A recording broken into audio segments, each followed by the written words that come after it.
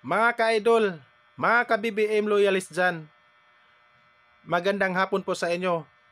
Ito po, kung naalala nyo po ito, si ate, na Didilis Ralista po, Didilis supporters.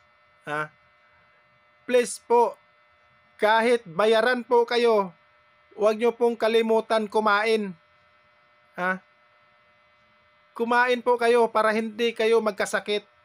Tulad po ito ni ate. Magaling po siya magaling po siya mag-acting, no?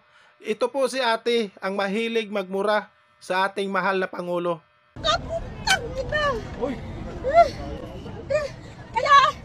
Kaya po, please po, yung mga ralista, mga didilis, huwag nyo pong kalimutan kumain para hindi po kayo mabaliw. Patay na po ang utak ni ate. Buti na lang po, nakaligtas ang katawan niya.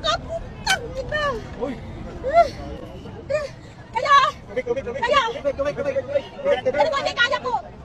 Masama ang loob ko dahil si Pipi sana buti ko pa kayo para wala na kami ang bayan. Kaya wag nyo pong gayahin, mga didilis. Wag kayong masaya na nakatanggap lang kayo ng 500. Makatanggap kayo ng 500, makatanggap kayo ng 200. Wag po kayong masaya. Isipin nyo po ang sarili nyo. Kawawa talaga si ate, mga ka-idol, no?